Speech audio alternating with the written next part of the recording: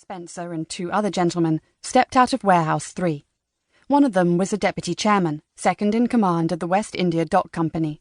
The other was an engineer, whom Spencer had asked to check whether the warehouse needed any remodelling to ensure that the temperature and humidity required to store grain and leather, the two main imports from Morocco, were appropriate. When the screams began no more than 20 yards from him, Spencer at first paid them no heed. Shouting was commonplace at the docks. But then he squinted with irritation. What the devil was a little gig like that doing at the docks? It was the same kind of ladies' carriage his daughter drove. What in God's name? Two workers were running toward the gig, screaming with all their might and gesturing upward. Spencer cried desperately, "Sibylla! Look out!" He began to run, knowing it was too late. At exactly that moment, Benjamin heard the net creak. What he saw took his breath away.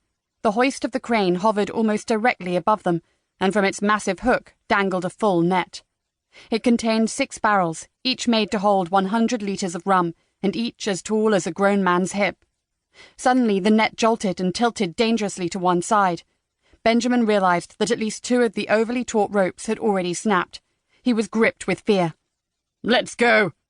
he bellowed, leaning towards Sibylla and trying to wrest the reins from her. "Go!"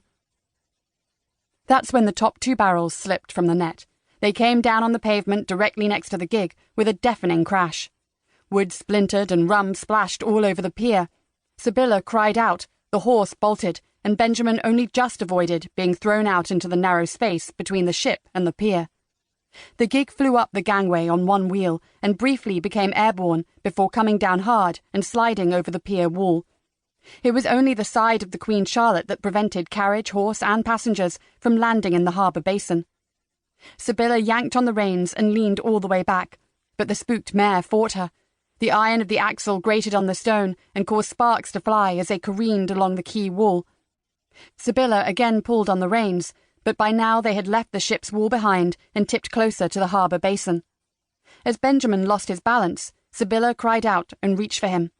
The reins slipped from her hands, and Sibylla and Benjamin plunged headlong into the water. The water was cold and painful as it swallowed Sibylla. Flailing toward the surface, she felt her right foot come in contact with something soft. Benjamin, perhaps? She was surrounded by slimy green water.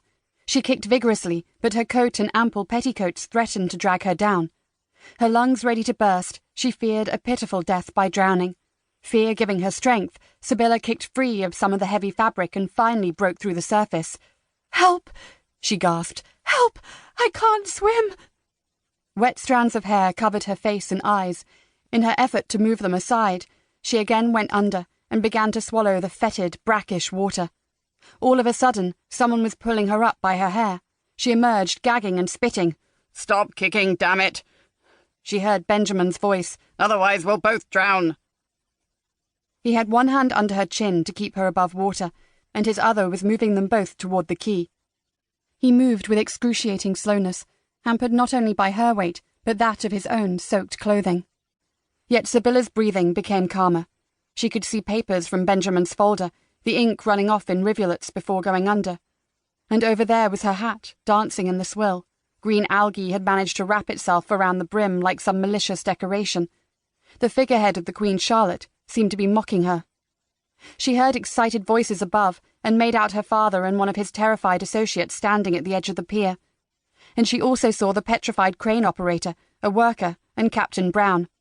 A few sailors had been following the drama, hanging over the ship's railing. One shouted, "That's the newest way to catch mermaids!" The insolent remark snapped the captain out of his shocked trance. "What the devil are you gawking at?" he bellowed. "Off with you! Get to work! Go and scrub the decks, I want them clean enough to eat off!" The smirking men slinked away. Meanwhile, Benjamin had reached one of the many iron ladders along the quay wall and pushed Sibylla toward its rungs. She climbed as fast as her wet clothing would allow, reassured by the fact that Benjamin was right behind her. When she had reached the top, she felt indescribable relief at finally being on terra firma again. Her father's face was ashen as he took Sibylla in his arms and wrapped his coat around her shoulders. "What on earth are you doing here, child?" he asked in disbelief. "It was because of Oscar," she whispered, feeling ridiculous. "I wanted to tell you about his match."